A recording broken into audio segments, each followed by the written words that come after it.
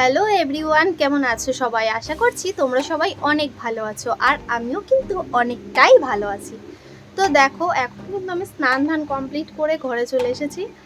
আর এখন যেটা করতে হবে সেটা হলো এই যে শ্রুতিকে ঘুম পাড়িয়ে তারপরে আমি বসবো কাজে। তো আজকের ভিডিওটা কিন্তু পুরোপুরি এটা ভেবেই স্টার্ট করলাম যে সংসারের কাজকর্ম কিছু কিছু হলেও তোমাদের সঙ্গে শেয়ার করি, বাট সংসারের কাজকর্মের বাইরেও কিন্তু আমি আরও একটা কাজ করি। তো কি কাজ করি না করি সেটাই আজকে তোমাদের সঙ্গে এই ভিডিওতে শেয়ার করব।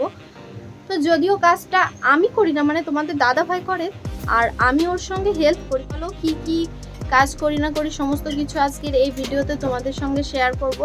তো চলো প্লিজ তোমরা ভিডিওটা দেখতে থাকো, কেউ স্কিপ করো না। তো কি করি না করি সেটা দেখানোর আগে কিন্তু এখন শ্রুতিকে ঘুম পাড়াবো, মানে আমার মেয়েকে। এই দেখো স্নান ধান করিয়ে দিয়েছে, আর এই যে দুষ্টুমি করে বেড়াচ্ছে।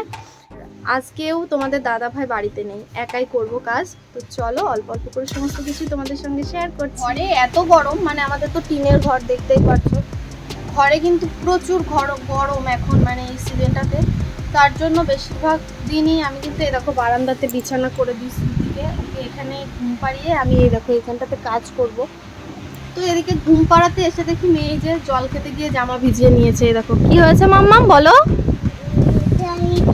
জামা ভিজে গেছে। ওদিকে শ্রুতিকে ঘুম পাড়াতে গিয়ে কিন্তু আমি নিজেও ঘুমিয়ে পড়েছিলাম, আর হট করে চোখ মেলতে দেখি কারেন্ট চলে গেছে।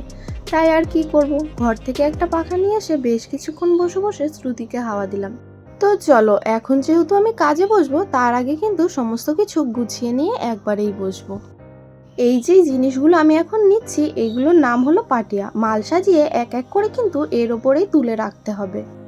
আসলে জানো, যখন আমি আর তোমাদের দাদাভাই রিলেশনে ছিলাম তখন কিন্তু এই কাজ নিয়ে সবচেয়ে বড় একটা সমস্যা হয়েছিল। সমস্যাটা অবশ্য আমার বাড়ি থেকেই করেছিল যে এই রূপোর কাজ করে কি আর সংসার চলে। তাই আমার বাড়ি থেকে বলেছিল তোমাদের দাদাভাইকে ভালো কোনো কাজ করতে হবে, তবেই আমাকে নাকি ওর সঙ্গে বিয়ে দেবে। সে যাই হোক, সব বাবা মায়েরই কিন্তু একটা স্বপ্ন থাকে যে তার মেয়ের ভালো কোনো ঘরে বিয়ে হোক বা স্বামী কোনো ভালো কাজ করুক। আসলে আমার বিয়ের সময় কিন্তু সত্যি এই কাজ নিয়ে প্রচুর অশান্তি ঝামেলা সবকিছু ফেস করে তবেই তোমাদের দাদাভাইকে আমি বিয়ে করেছি। তবে হ্যাঁ, এখনকার সময় দাঁড়িয়ে সেই সময়কার কথা ভাবলে একটু খারাপই লাগে।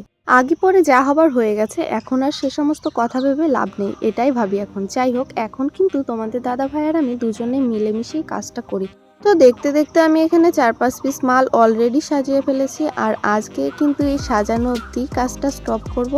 তো এর পেছনে কিন্তু আরো অন্যান্য কাজ আছে, সেগুলো অন্য ভিডিওতে তোমাদের সঙ্গে শেয়ার করব। তোমাদের দাদা ভাইয়ের এখন আসার সময় হয়েই গেছে, আর আজকে আমার শাশুড়ি মা বাড়িতে নেই, উনি গেছেন হচ্ছে আমার ননদের বাড়িতে। উনিও কিছুক্ষণ বাদেই চলে আসবে।